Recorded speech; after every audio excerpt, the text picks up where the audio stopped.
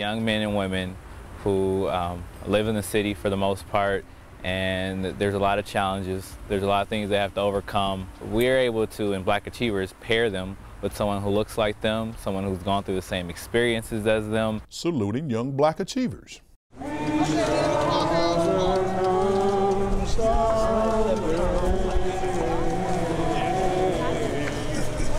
And the real King legacy.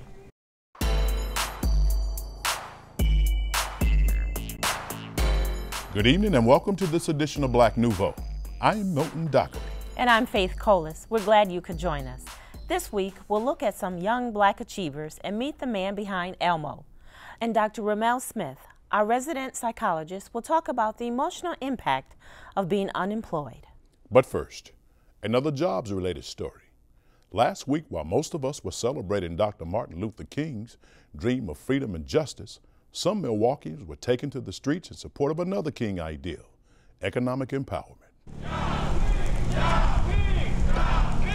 The MLK Jobs Coalition marchers braved frigid temperatures and snow to send a message to the governor. We want Governor Scott Walker to not put jobs at the bottom of his list. We want him to know that we stand along with Dr. King and that we fight for social justice and jobs as well. We are here today to let Governor Scott Walker know that he needs to keep his promises to the people and start creating jobs for us so that we can have livable lives. And we're joined now by Dr. Marc Levine, founding director of the Center for Economic Development at the University of Wisconsin-Milwaukee. Dr. Levine, welcome, sir. Thank you. It's always a pleasure. Dr. Levine, a lot of people seem to have forgotten or don't know that the March on Washington in 1963 was the Great March for Jobs and Freedom. Also, the economic component of the march seems to have been lost. Do you concur? I do concur to some extent. I think it's part of a general thing we've done with Dr. King over the years, and is to lose sight of some of the hard-hitting economic analysis that was part of his analysis of what the problems were for African Americans and for American society as a whole. Dr. King was a strong believer in the necessity for strong government intervention to deal with inequities in the economy, to deal with the absence of equal opportunity, and in particular the jobs crisis in American society. He had a very aggressive, detailed program that involved return to some of the New Deal policies of public job creation. He was a strong supporter of using public works to break through the employment crisis, and he knew that the crisis of the 1960s was not only an issue of equal rights and getting legal protections, but was also one of economic empowerment. And that was a strong part of his message, and particularly in the conservative era that we seem to have been in since the late 1970s and early 1980s, that whole message seems to have been lost. Why do you think that part of his legacy has been lost, though? Well, I think there's strong ideological resistance to it. I think the corporate community in America has been much more interested in profits rather than job creation per se. We see this now in the way in which we're coming out of the Great Recession, in which we're now facing what's called a jobless recovery, in which corporate profits are at record levels, in which American companies are making investments overseas and are drawing the vast majority, increasingly, of their profits from overseas or offshore investments, while not creating any jobs at home. So I think it's a change in the structure of the economy. I think it's a growth of inequality and power that has left working people behind. And Dr. King was very clear in his advocacy, not only for African American working people, but for working people of all races. Can there be true freedom without economic empowerment, sir? Well, that's a philosophical question, obviously. I don't think so. I think there's a strong relationship between freedom as we conceive of it in terms of the ability to do all we can and to fulfill all of our possibilities, and having the economic wherewithal to do it. And so if we have large numbers of people in our inner cities, for example, in the United States, in which 20 to 30% of the population is living under the poverty line, or 50% of African American males, for example, are either unemployed or completely out of the labor force, I think it's very difficult to conceive of freedom in the sense that most of us would believe it really is. Do you think the new governor has shifted away from the traditional view of job creation? Well, I think he's certainly a far cry from Dr. King's vision of job creation. I'm not exactly sure what Governor Walker is going to be doing in terms of job creation. We've gotten some general sense of it, and it seems to be the same old Republican line from the 1980s, and that is deregulation and cutting taxes. I mean, those seem to be, and cutting spending. I mean, basically that has been the mantra since the early 1980s. It failed to create sustained economic growth during that period. It's failed to create sustained economic growth since then. And in fact, I think most economists would agree that that doctrine got us into the great economic collapse of the 2007-2008 period, which we now think of as the Great Recession. And we have such extraordinary job creation needs in the national economy, where we've lost 8 million jobs since the Great Recession started, and in Wisconsin and in Milwaukee, that unless we have an aggressive job creation program, pretty much along the lines of what Dr. King talked about in 1963, we're simply not going to get back to anything close to full employment. In about 20 seconds, do you think the governor's support for small businesses can put a dent in the unemployment rate in the state? I think support for small business has got to be part of a larger package of policies. Certainly if we can nurture startups, if we can nurture small businesses, that will help. But we'll not get to where we need to get unless we have a major New Deal style job creation program. Let's travel down the road a little bit and go to Racine. Talk about the unemployment rate in Racine overall. Racine's unemployment rate is actually among the highest in any city in Wisconsin. It's been oscillating between 15 and 20% during the Great Recession. I think it's come down now to about 15 or 16%. But it's particularly pronounced among African American males in Racine. 71% of African American males in Racine, let me repeat that, 71% of African American males in Racine are either unemployed or completely out of the labor force. These are working age males between the ages of 16 and 64 who one would ordinarily expect in a good economy would be employed at least part-time in the economy. And so that's even higher than Milwaukee's rate, which is 53%. Both of those are among the highest of any cities in the country. So Racine is hurting generally. Racine has experienced incredible loss of industrial jobs in the last 20 to 30 years and hasn't fully replaced them in any meaningful way. And particularly for the African American community in Racine, this isn't a Great Recession, this is a Great Depression. Dr. Levine, thank you so much for joining us, sir. Thank you. Always a pleasure to be here. If you're a young African American hoping to develop a more positive self-image, get assistance with higher education, and serve the community as well, the YMCA Black Achievers Program may be just the place you're looking for. LC Satterfield has more. I am a Black Achiever. I am a Black Achiever. I am a Black Achiever. These young people, along with thousands more, have utilized the YMCA Black Achievers as a vehicle to steer them away from the streets and help them to focus their attention and energies in a positive way, such as giving back to the community. I had role models in my life they see me focused and they wanted me to join something that would help me and get me in the right direction. Volunteering for the Black Achievers, and we sorting food for the House of Peace. Basically what we're doing, we're sorting and packing bags of food for the people that come in every 30 days to receive food. And basically what they do is they receive food for, well, once a month, but it's for 3 to 4 days that helps them or whatever. And the food goes out to the 3 largest zip codes in Milwaukee. I feel good. It's helping the community. It's helping do something that other people don't have the chance to do. So it's to make a difference. So I feel good about it. The Black Achievers came here to volunteer in the evening time when our guests, when our services are closed down, kind of help us get ready for the next day. Today they're working in the food pantry, getting food on the shelves that came through Hunger Task Force and also private donations. Bridging the gap between teens and adults can allow for effective communication between them. When I was a teen, there were adults who took the time to do things for me.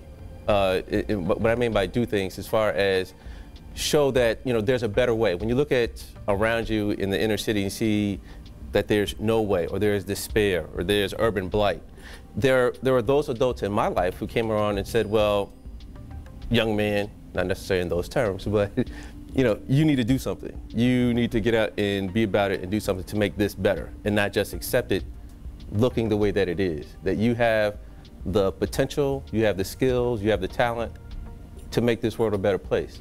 And you have to, that your obligation is to do that. In 1969, the program started in Houston, Texas, and looking at a way of how to engage teens and help them set themselves up for their future.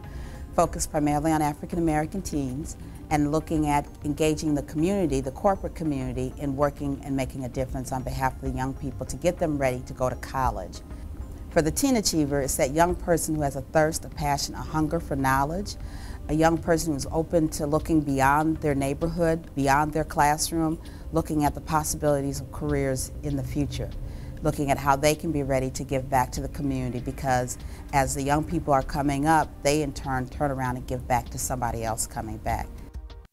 You have young men and women who live in the city for the most part, and there's a lot of challenges. There's a lot of things they have to overcome, and so we're able to, in Black Achievers, pair them with someone who looks like them, someone who's gone through the same experiences as them, and just having that connection with an adult. I mean, I have students who come to me with things that, you know, they really need some experience, someone with experience to ask the question, but they don't necessarily want to go to their parents. You know, you get a lot of, you make a lot of strong connections, and that's probably the key of the program, is that you do get to connect with, you know, working adults who look like you and who have similar experiences. Negative peer pressure is a constant threat to many teens, and a program that embraces positive alternatives is a welcome departure. With the Black Achievers program, I do feel that it's easier to, you know, refrain from the negative influences, because a lot of people in Black Achievers are very positive. You know, they all have high goals, they all have good morals. You know, most of them come from Christian backgrounds, so it's like always somebody I can talk to if I'm having a problem. Like, you know, I have friends that I can talk to and say, well, this what happened, what should I do about the situation? And they'll give me like the right advice, the right thing to do, so I wouldn't end up doing the negative thing. And with my brother, we have also grown closer. We talk about things all the time, you know. We always really relate, we can laugh and joke, and even though we do argue sometimes, we always end up getting back on the track of being friends and things like that. I feel like I can encourage other youth, so, you know, we have more people that's prepared for the real world. For you are God and God alone. Because of you, my cloudy days are gone. I am a 5-star ambassador. I represent myself, my family, my school, my community, and my race with dignity and excellence. I am a Black Achiever.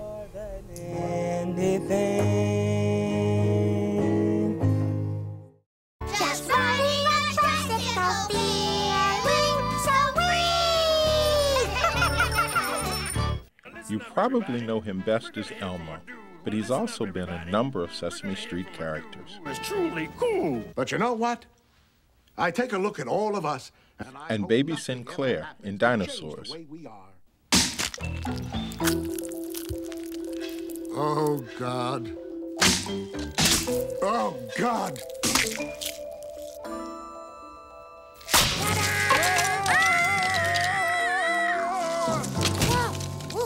Whoa, I'm on the floor. Whoa-oh, lots of feet. Can't get up. Oh, it's adorable. But his real name is Kevin Clash. He's a native of Turner Station near Baltimore, Maryland, and he started making puppets 30 years ago at the age of 10. Sunday Film Festival with Kukla, Fran, and Ollie used to come on, and I used to love watching that show. And then, of course, Sesame Street came on. I think I was 10 at the time when it premiered. And that's the two shows where I got fascinated with puppets. His parents played an important role in cultivating his interest in puppetry. My parents were very, very supportive. They not only supportive of me, but my brothers and sisters also. My dad helped me build the puppet stage, and he, of course, drove me, because I wasn't driving at the time. I was too young, to the shows that I would do. And my mom helped me. She actually taught me how to sew on a Singer sewing machine, and helped me, you know, go out and get the fabrics that I needed for the puppet. So it was a family affair, definitely. Kevin got work in the Baltimore, D.C. region, and then with Sesame Street under the mentorship of Jim Henson. He became a staff member in 1984. He enjoys working with the celebrities who make guest appearances on the award-winning show. It's time to say goodnight. You don't have to worry, Elmo makes a promise, Elmo be okay. Sesame Street, again, has been on since, 1969, 70, and, we're actually going into our 40th season. And, a lot of these celebrities either grew up watching the show or they have kids of their own now and they want to, they revisit it now. And it's really nice, a really nice connection that you have because the show's been on so long that when they come in, they already know what the show is. They already love whatever character they love. And so there's already this connection, so it's not that hard. And you really get to know them personally because it's not like they're, the things that they do regularly, which can be, challenging as far as the different contracts and who gets top billing and stuff like that. So it's very different coming into Sesame Street because it's more on a personal connection. So you get to know them personally, and I've become, close friends with some of them like Whoopi Goldberg and Rosie O'Donnell and people like that. So it's really fun. It really is a nice change for them also. All of the characters that I do are so different for different things. So I enjoy performing those characters for different reasons. So there's never really one that really stands out more than the other. Of course, Elmo is the most popular, so I perform him more. But he's for children, but we have that edge, that Muppet edge that goes along with him. When I've done movies like, with Splinter, for Ninja Turtles, I enjoyed that because that was another different type of challenge that was more of a family-oriented type show. Doing a show like Dinosaurs with Baby Sinclair, that was for the family, but that was different from Sesame Street, and I enjoyed doing the character because that was different from Elmo or Splinter. So they all have a part in me that I just miss, the ones that I can't do, anymore, unfortunately. Those are the ones I miss, and I really enjoyed performing also. I think what I like about Elmo the most is because he's so universal that anywhere I go around the world, the kids know him. And so that's kind of fun and that's enjoyable, to know that a character that I perform is so well known around the world. He uses Elmo's popularity to speak to children around the world and wherever hope is needed. It's nice that you don't have to sit and watch TV and see a tragedy happen and not know what to do. Just as soon as that happens, we're on the phone talking to PR, our PR department at Sesame, saying, what we need to do something, what can we do, let's go. I mean, it was like with 9/11, just as soon as we heard that all those kids were relocated, the cast and the Puppeteers were there. The same thing with Katrina, they told us, we wanted to go right then and there when we saw, at the Dome and everything, they said, well, right now it's a little too much chaos going on, let's see how it settles, and then we started going to the schools and a lot of different schools around New Orleans and Texas and everywhere that was affected, and we got to help in certain ways, if you can help with it, as tragic as that was. And so it's really nice. It's really nice to be able to know that this character in Sesame Street is so popular that you actually can go out and give back as soon as possible. In 2006, he wrote his autobiography, My Life as a Furry Red Monster. Just the connection that I've had all over the world with letters that I've gotten from parents and people who don't have kids, how they connected with this character has been unbelievable, and that's what I wanted to talk about.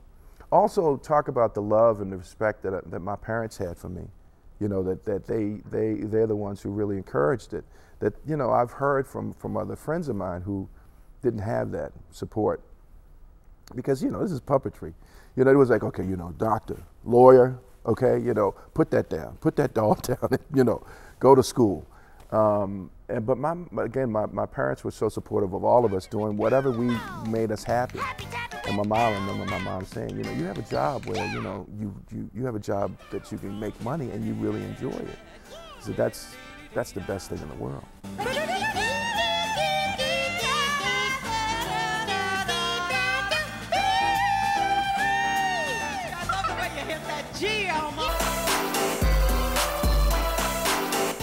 This week, as MPTV begins its Finding Work initiative, we want to talk with our resident psychologist, Dr. Ramel Smith, about the psychological impact of losing your job or of not being able to get one.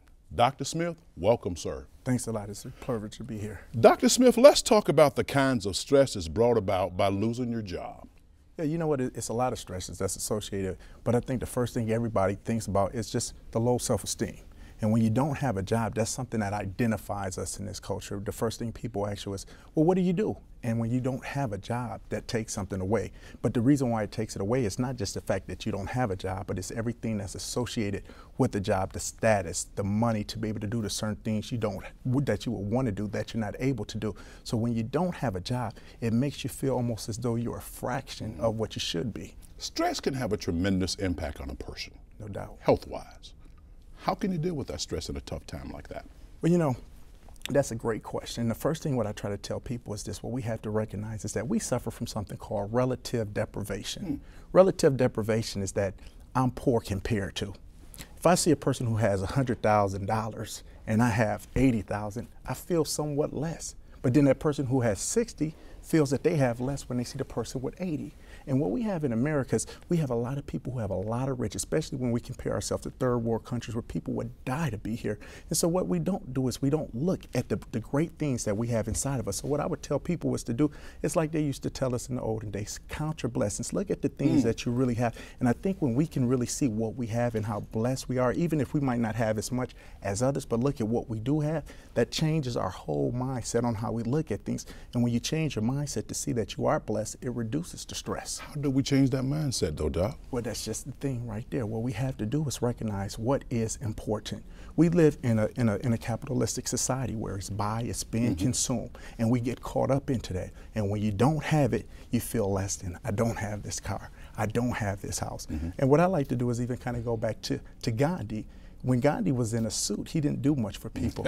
When he went to a towel, he did. And what he said is, as long they had a big bonfire, in fact, in India, because they said, you know what, we're going to burn up this British clothing that we wear because we are a part of the problem. So what we have to do is change our whole mindset to what is important and what is not important. And once we can do that, that allows us to live in a manner in which we can. What are the psychological implications of being unemployed, though? Well, you know what, that's really what's front and center at the point. And you said, well, what are the ramifications? Well, the first thing is this: when you see a person, we see a person who turns aggressive. They can turn aggressive inward, where they start to abuse themselves, they start to abuse drugs and whatnot to self-medicate, or they turn aggressive outwardly. Martin Luther King said a riot is the language of the people who are unheard. So when you start to have all of this stress inside and you don't know how to do it, it comes out aggressively, it comes out forcefully, and sometimes in a way that can be disastrous to a lot of people. And on top of that, not only is it the one person who's feeling the stress, but if dad is the breadwinner and he has stress, well, then it trickles down to mom, it trickles down to the children, and effectively, if you have it going on in the community in a widespread, it comes out in the community, and that riot that was once small comes out in a larger fashion. Talk more about the impact on families. Well, that's just it. We look and see what we have to have. Let's take something, for example, like Christmas.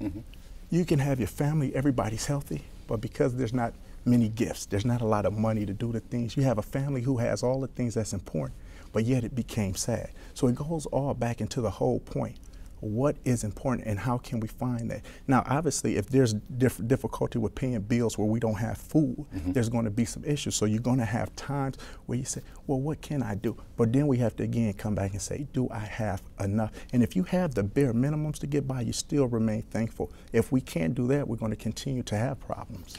So far, we talked about those without employment. But Doc, what about those who are employable? The stresses they deal with, are they pretty much the same? Yeah. Well, you know what? I even want to challenge that term, because in a capitalistic society, I don't think anybody is unemployable. There was a man by the name of Don King who was serving time for manslaughter in Ohio State Penitentiary.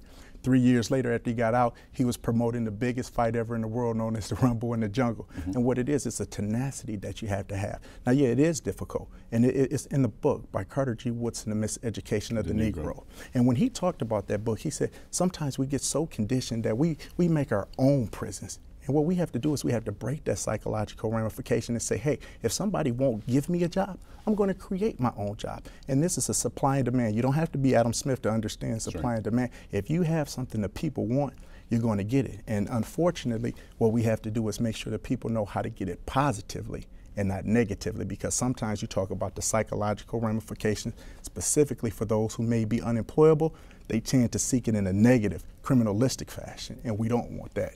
In about 20 seconds, how can acquiring additional skills to make yourself more employable affect the stress level?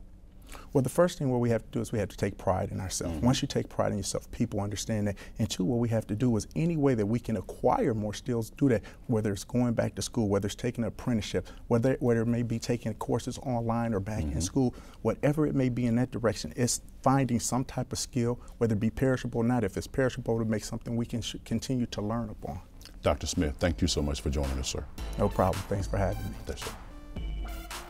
And that wraps up this edition of Black Nouveau. Remember, in the coming week, do something to expand your world. Good night.